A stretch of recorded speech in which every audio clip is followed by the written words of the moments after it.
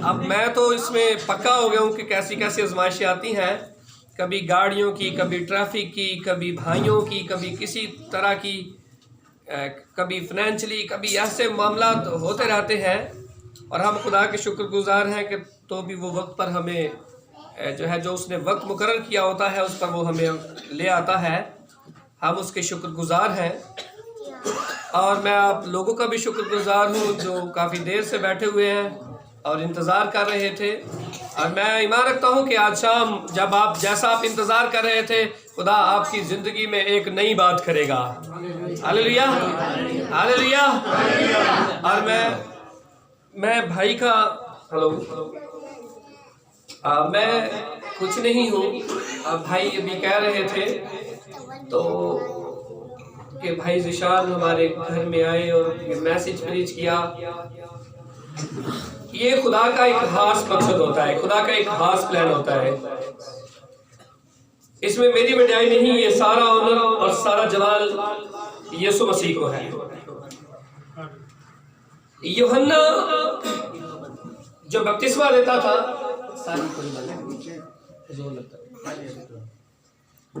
यूहन्ना जब बपतिस्मा देता था तो उसके बाद बाइबल कहती है कि यीशु मसीह ने भी बपतिस्मे देना शुरू किए।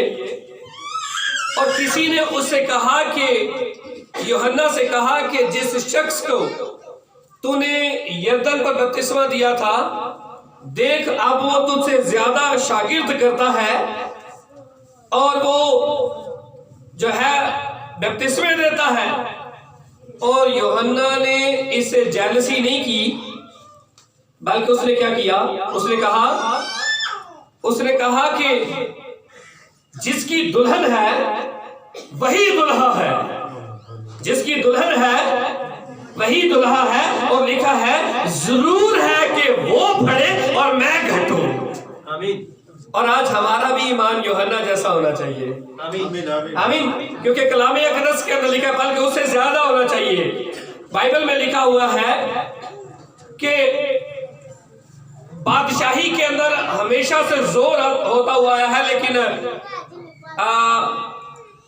जोरावर उसे क्या कर लेते हैं, छीन लेते हैं।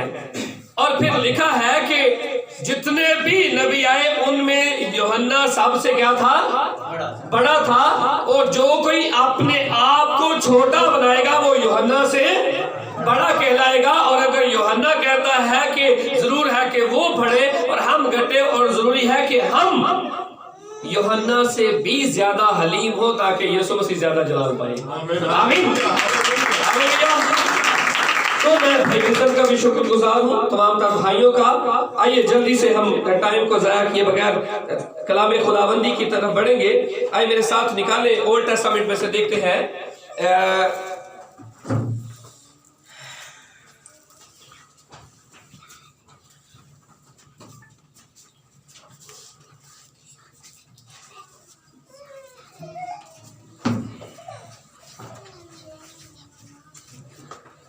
देखते हैं खुदा के कलाम में से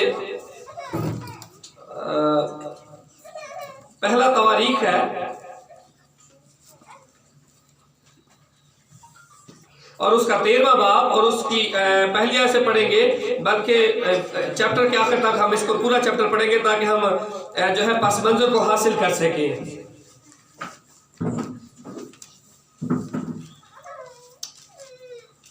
ओल्ड टेस्टामेंट में से, पुराने अहदनामा में से देखेंगे पहला तवारीख उसका 13वां बाब, और हम पूरा चैप्टर जो है हम सबकी रहनुमाई के लिए जो है हम रीड करेंगे। खुदावंद के कलाम में यूं लिखा है, और दाऊद ने उन सरदारों से जो हजार हजार और सौ सौ पर थे, यानी हर एक सर लश्कर से सिला ली।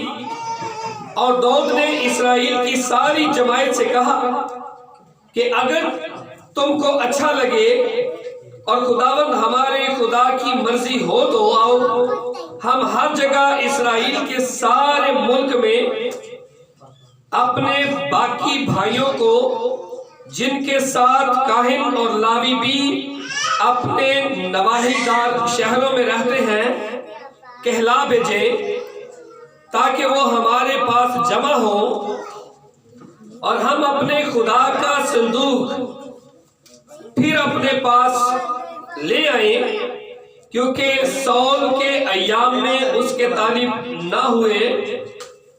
तब सारी जमात बोल उठी कि हम ऐसा ही करेंगे, क्योंकि ये बात सबकी निगाह में ठीक थी।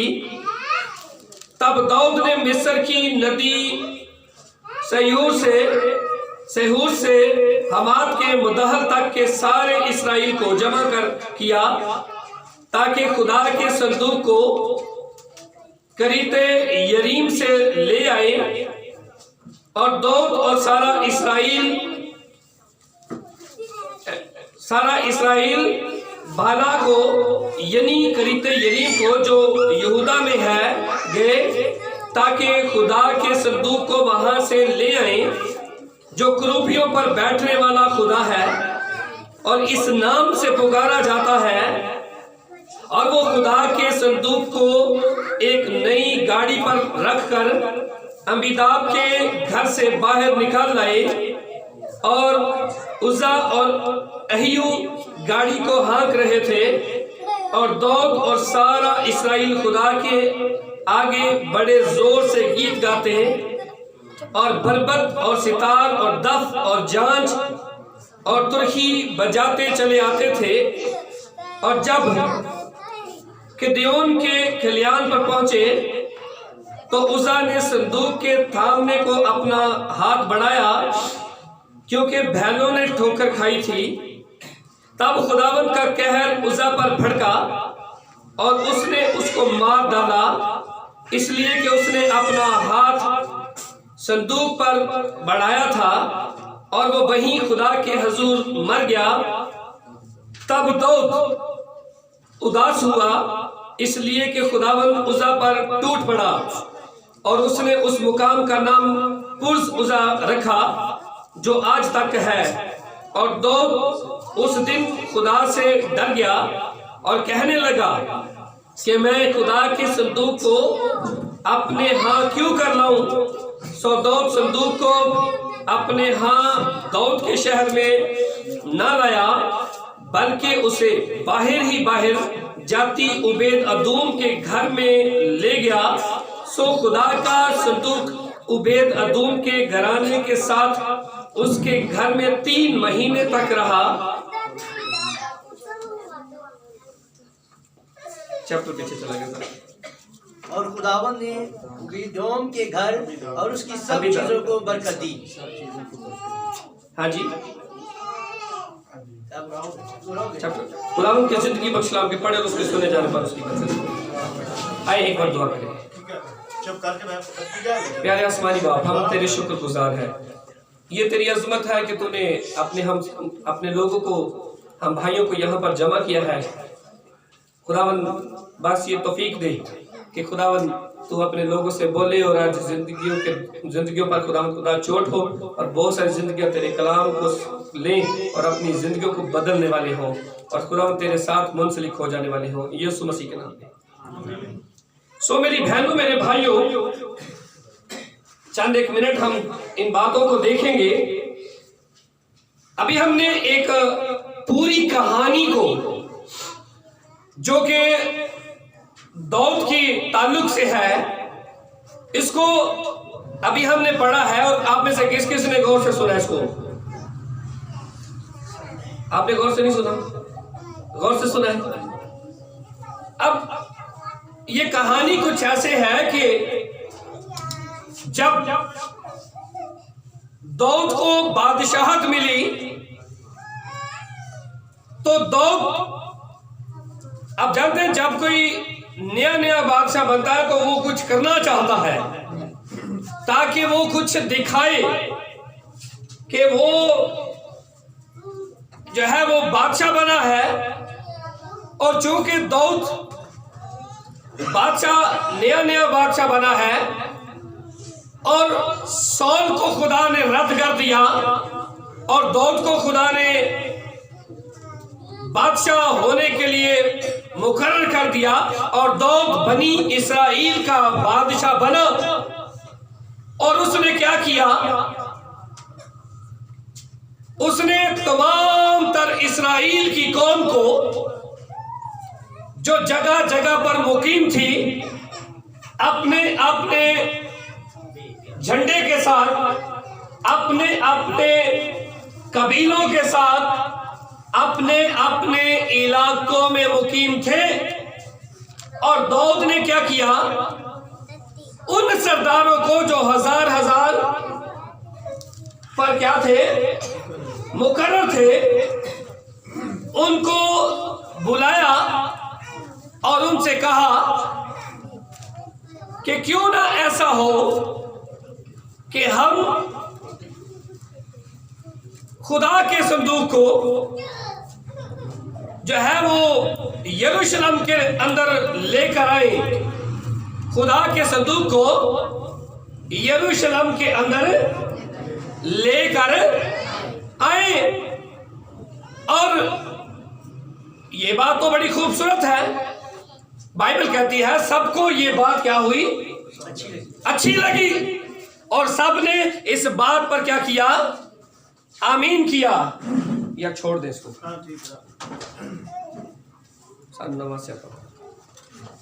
और सबने इस बात को क्या किया, आमीन कर दिया। छोड़ दिया, मैंने माइक को कहा है। और सबने इस बात को क्या किया, आमीन की किया। और बाइबल कहती है दाऊद ने तमाम सर लश्कर से और फौजी सरदारों से और ओहदेदारों से जो कुछ वहां पर कुछ समझे जाते थे उन सबको वहां पर जमा किया और सबसे कहा कि क्यों ना ऐसा हो कि हम अहद के संदूक को यरूशलेम के अंदर लेकर आए। यरूशलेम अहद के संदूक को उसके अपने मुकाम पर होना चाहिए, क्योंकि सौल के याम में कहता है हम उसको हासिल नहीं कर सकते। और तब से वो कहां पर था, तब से वो गैर कौमों के अंदर था, तब से वो करीते यरीम के अंदर था। और बाइबल कहती है जब सब ने आमीन कहा तो उसके बाद क्या हुआ, उसके बाद ऐसा हुआ कि उसने बहुत सारे लोगों को जमा किया। और बाइबल कहती है लावी भी वहां पर मौजूद हैं और लिखा है उन्होंने एक नई गाड़ी बनाई और लिखा है वो जो है करीते यरीम में चले गए और उन्होंने जो है उस गाड़ी पर अहद के संदूक को रखा। और अब लिखा है वो दफ और झांझ और बरबत और बहुत सारी जो है बहुत सारी प्रशिश के साथ गीत गाते हुए मदासराई करते हुए जो है वो आ रहे हैं। और बाइबल कहती है दो शख्स हैं जो है बैलों को क्या कर रहे थे, गाड़ी को हाँक रहे थे। और जो एक का नाम उज़ा है और दूसरे का नाम अहियो है। और अब दो शख्स हैं, लिखा है क्या हुआ, अचानक क्या होता है, बैलों ने ठोकर खाई और जब वो गिरने लगे तो लिखा है जल्दी से उज़ा ने क्या किया, अपना हाथ अहद के संदूक की तरफ बढ़ाया, कहीं ऐसा ना हो कि अहद का संदूक नीचे गिर जाए। तो ये काम अच्छा था या बुरा था उसके, अच्छा था ना, वो तो नेकी करना चाहता था, वो तो क्या करना चाहता था, नेकी करना चाहता था। लेकिन वहां पर जो है बाइबल कहती है इसकी वजह से कि उसने अपना हाथ अहद के संदूक की तरफ बढ़ाया है, उसकी वजह से उसने क्या किया, खुदा का कहर उज़ा पर भड़का और वहीं उसने उसको मार दिया। और तब दाऊद डर गया, तब वो उदास हुआ, पहले खुशियों के साथ, बड़ी प्रशिश के साथ, झांझ और बरबत के साथ जो है वो जो है प्रशिश के साथ अहद का संदूक लेकर आ रहा है। लेकिन अचानक क्या होता है, आपके घरों में आप जो है आपके चर्चेज में खुशियां ही खुशियां हो, आपकी प्रशिश हो, आप बहुत अच्छी प्रशिश कर रहे हो, आप यूं महसूस कर रहे हो कि मसा का तो सलसल है। लेकिन अगर सारी जिंदगी प्रशिश करने के बाद यानी इबादत करने के बाद अगर आपकी जिंदगी में मौत आ जाए तो क्या इसे दुख नहीं होगा? क्यों जी? तब अचानक क्या हो जाता है? तब अचानक उदासी हमारे चेहरों पर जो है वो मुंडलाना शुरू कर देती है। तब उदासी मुंडलाना शुरू कर देती है। प्रशिश हो रही है, वहां पर बरबत भी बज रही है, अच्छे साज भी हैं, अच्छी मौसीकी है, लावी भी है, सब कुछ जो है एक अच्छे तरीकेकार के साथ है और बड़े प्रोटोकॉल के साथ जो है सब कुछ चल रहा है। लेकिन सब कुछ होने के बावजूद एकदम में क्या हो गया? अच्छे काम की वजह से उसने क्या किया? अच्छे काम की वजह से उस पर मौत आ गई। क्या नेकी करने से मौत आती है? क्यों जी? हाँ, अगर दुश्मन आप पर वार करता है ये एक अलग बात है, लेकिन बाइबल कहती है खुदा का कहर उस पर भड़का। बाइबल क्या कहती है? खुदा का कहर उज़्ज़ा पर क्या हुआ? भड़का, और उसने वहीं मार दिया उसे। मैं आपको ये बताना चाहता हूं, आप पर ये भेद खोल देना चाहता हूं। शायद हम दुनिया की रीतों रस्मों रिवाज के अंदर हम यूं समझते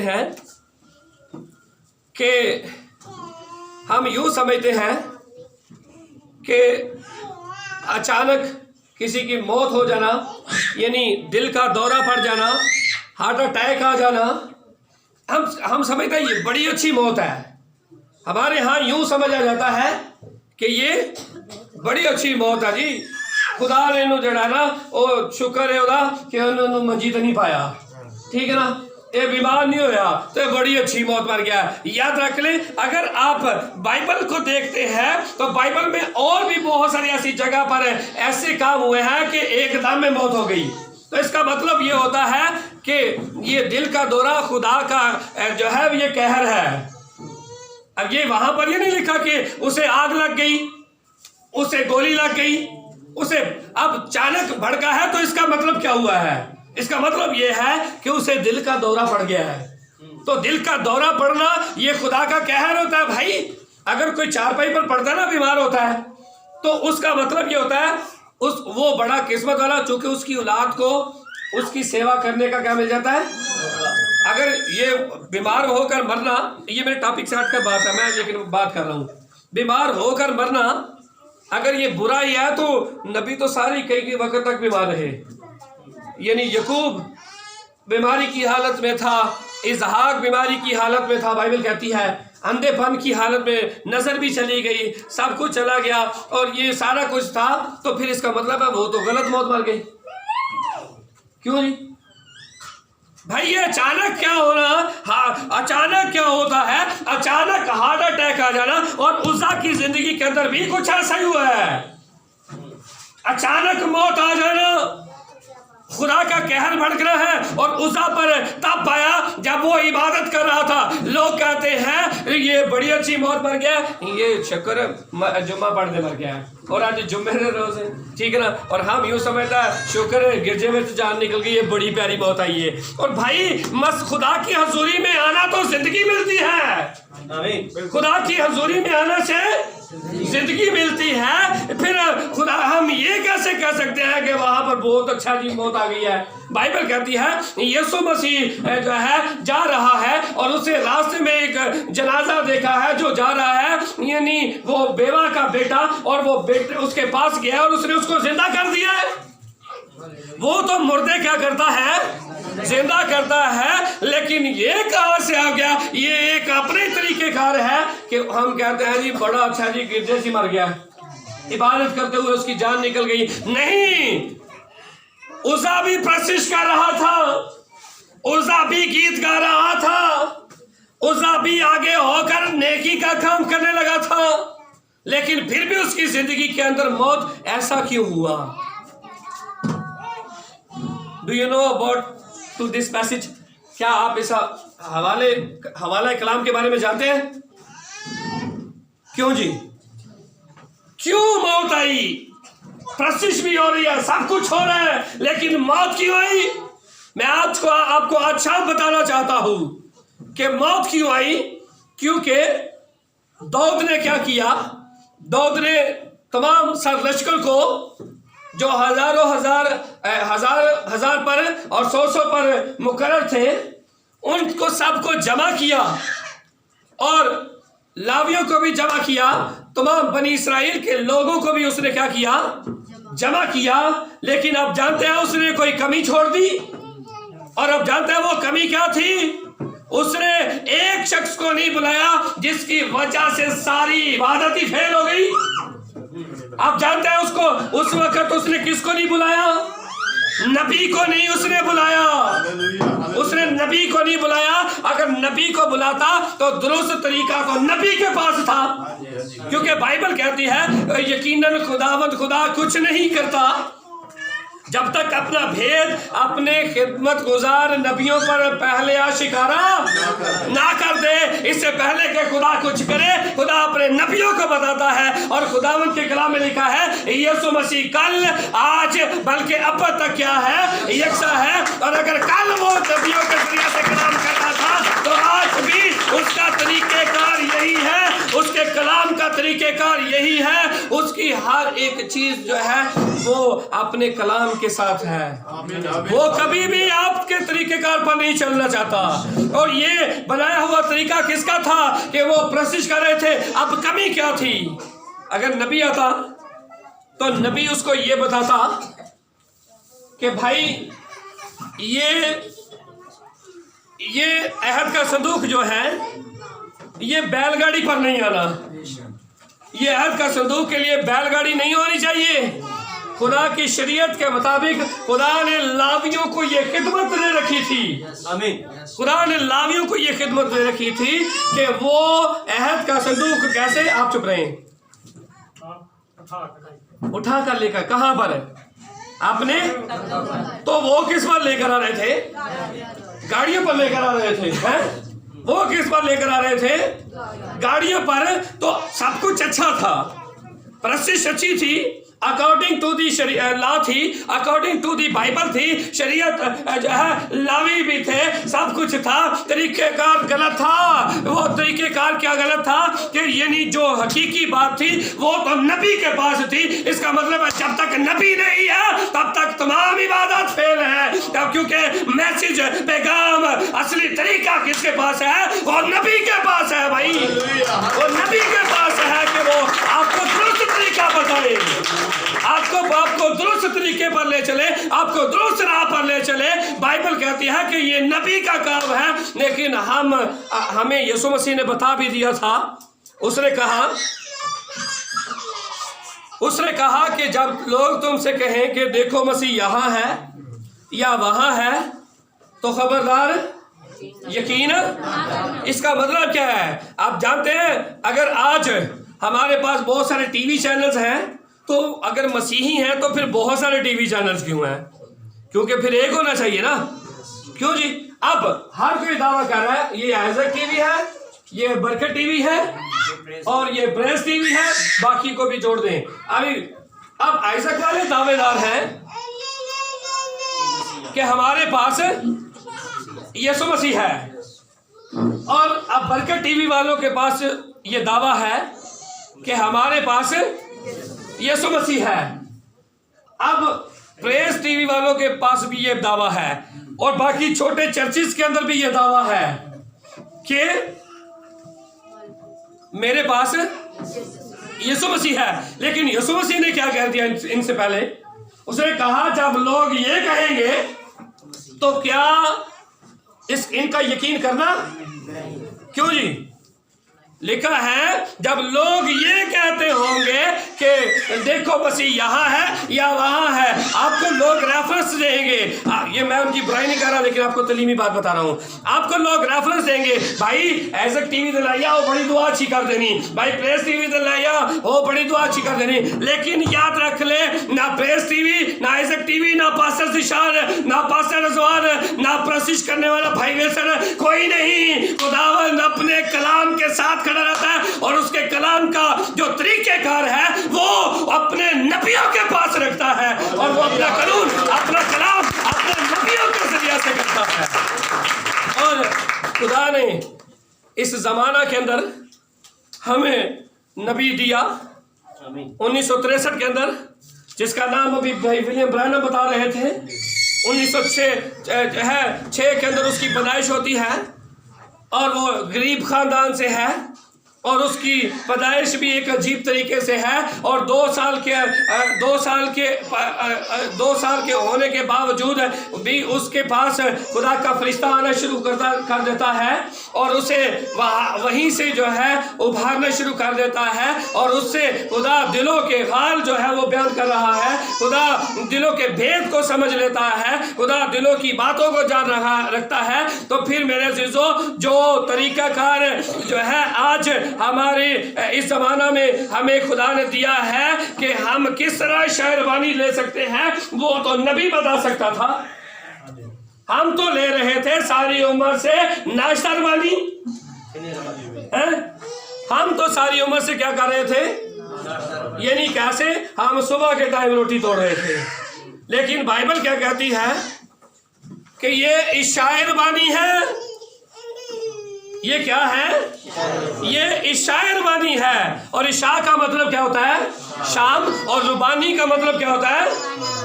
खाना, यानी ये शाम का खाना है।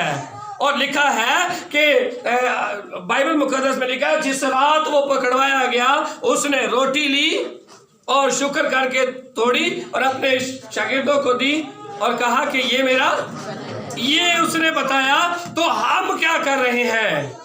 और फिर लिखा है कि उसने कहा कि जब तक कोई बपतिस्मा याफ्ता नहीं होता, तब तक यीशु मसीह के नाम में बैप्टाइज नहीं होता, तब तक कोई शायरबानी में शामिल ना हो। और फिर लिखा है उसने इस बात को हमने उसी बाइबल को पढ़ा है जो हम सारी जिंदगी से अपने बाप दादा के याम से पढ़ रहे थे, लेकिन हम कभी इन बातों पर नहीं पहुंचे, क्योंकि पौलुस रसूल ने जो कहा था कि नामुनासिब तौर पर कोई से ना ले। तो ये तो नबी ने बताया, उसने इस बात को जाहिर कर दिया कि जो तरीकेकार हमने अपना रखा है वो गलत है। तो गलत तरीकेकार के साथ अगर खुदा उज़ा पर भड़क सकता है तो हम उज़ा से भड़कर नहीं है। गलत तरीकेकार के साथ हम जिंदगी में हम इस रोटी और खून में शरीक होते हैं। सुनिए, तो इसका मतलब होता है यीशु मसीह ने कहा था कि जो कोई मेरा गोश्त खाता और मेरा खून पीता है उसमें हमेशा की। और अगर हम इसे जिंदगी लेने के लिए, इसे जिंदगी को हासिल करने के लिए इसे लेते हैं, तो अगर हमारा तरीकेकार गलत होगा तो फिर उज़ा की तरह क्या हो जाएगी? जिंदगी की बजाय क्या मिल जाएगी? तो फिर हमें मुनासिब तौर पर, और अब मैं आज एक मुनासिब तरीका और बताने लगा हूं जो शायद किसी ने, और ये चर्च का हिस्सा है, ये चर्च ऑर्डर है, ये खुदा के कलाम का हिस्सा है, ये कलीसिया के लिए लाजिम है। आप जानते हैं कि सबसे पहली शायरबानी कहां पर हुई? सबसे पहली शायरबानी आपको पता कहां पर हुई? पैदाइश 14वें बाब के अंदर है। पैदाइश 14वें बाब के अंदर। आमीन। अब जानते हैं कि क्या हुआ वहां पर? मलकीसेदक, जब लिखा है इब्राहिम बादशाहों को कत्ल करके वापिस आता था, तो लिखा है इब्राहिम रास्ते में मलकीसेदक सालम के बादशाह ने उसका क्या किया? इस्तकबाल किया। और लिखा है उसे रोटी और मैं दी, उसे रोटी और सबसे पहली शायरबानी ये थी कि उसे रोटी और मैं दी। और आप जानते हैं इब्राहिम ने भी कुछ किया। आमीन। आप जानते हैं बाइबल कहती है इब्राहिम ने क्या किया? सिर्फ शायरबानी ले के नहीं तुर गया, लिखा है इब्राहिम ने भी अपनी सारी चीजों का 10वां हिस्सा उसे दिया। तो क्या हम ऐसा कर रहे हैं? अगर ऐसा भी नहीं कर रहे तो ये भी नामुनासिब है। आमीन। अगर ऐसा नहीं कर रहे तो इसका मतलब है इससे भी मौत हो सकती है। आमीन। अगर हम इस शायरबानी लेते हैं तो हमारी दाई क्या कहाँ है? बाइबल कहती है जब मलकीसेदक सालम ने जो है वो इब्राहिम को दायकी दी, इब्राहिम ने मलकीसेदक सालम को दायकी दी, तो लिखा है उससे पहले उसने क्यों वहां पर दायकी दी? इसलिए कि उसने उसके लिए वो क्या लेकर आया था? वो रोटी और मैं लेकर आया था। तो जब हर मंथ पास्टर रिजवान आपके लिए मैं रोटी और मैं आपके लिए लेकर आता है, तो आप में से कितने हैं जो 10वां हिस्सा भी लेकर आते हैं? क्यों जी? कितने लोग हैं जो 10वां हिस्सा भी लेकर आते हैं? हैं, तो क्या इससे क्या होगा? क्या आप जिंदगी लेने के लिए आए हैं कि उसा की तरह मौत लेने के लिए आए हैं? ये बाइबल का हिस्सा है, ये बाइबल का एक तरीकेकार है। और भेद की बात आपको बताता हूं। भेद की बात यह है कि ये हक हासिल था लावियों का, लावियों को, कि लावी जो है पूरे इस्राएल के कबीलों से क्या ले? 10वां हिस्सा ले। तो आप जानते हैं इब्राहिम ने जब दाई की थी तो लावी तो तब पैदा भी नहीं हुआ था। और पौलुस रसूल इसका भेद खोलता है कि लावी क्या कर रहा था? लावी अपने बाप के सुलभ के अंदर था और वहां से उसने 10वां हिस्सा दिया। आमीन। ये लावी ने अपने बाप के सुलभ में से होकर दे दिया, यानी उनकी बुनियाद जो थी 10वें हिस्से की, वो अभी पैदा भी नहीं हुए तो तब भी उन्होंने शुरू की। इसीलिए तो इस्राएल की कौम आज मुबारक कौम है। और अगर हम कमियों के अंदर है, अगर हमारी जिंदगियों में प्रॉब्लम्स हैं, तो क्या हमने कभी गौर किया?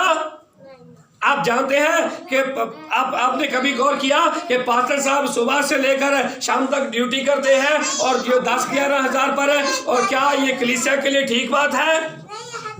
अगर आप कलीसिया दाई की लेकर आए तो पास्टर को क्या जरूरत है कि वो किसी की मुलाजमत करे, वो किसी का नौकर बन जाए? जबकि उसे नौकर होना चाहिए तो खुदा का, खादिम होना चाहिए तो खुदा का। तो वो तो क्लिनिक्स पर जा रहा है। तो क्या इससे आप बरकत हासिल कर रहे हैं? भाई गलत तरीकेकार होगा तो मूसा की तरह मौत हो जाएगी। आज जरूरी है कि हम दुरुस्त तरीकेकार को अपनाएं। और दुरुस्त तरीकेकार ये है कि जब हम रोटी और मैं के अंदर शामिल होने जाते हैं तो फिर हमारे पास हमारी दायिकियां भी होनी चाहिए, ताकि हम खुदा के कलाम को दुरुस्त तरीका से ले, कहीं नामनासिब तौर पर न ले। नामनासिब तौर पर लेने से मौत हो जाती है, और ये जब मौत हो जाती है तब कमी होती ये है कि हमारे पास नबी का पैगाम नहीं होता। और अगर नबी का पैगाम होगा तो फिर हम हकीकी तौर पर जिंदगी के अंदर शामिल हो सकते हैं। आमीन। अपनी आंखें बंद करेंगे, अपने सर खुदा की हुजूरी में झुकाएंगे। Praise God. सभी शुक्र करना शुरू करें, कहना शुरू करें कि खुदावन आज तूने हमें दुरुस्त तरीका अता किया है। खुदावन तूने हमको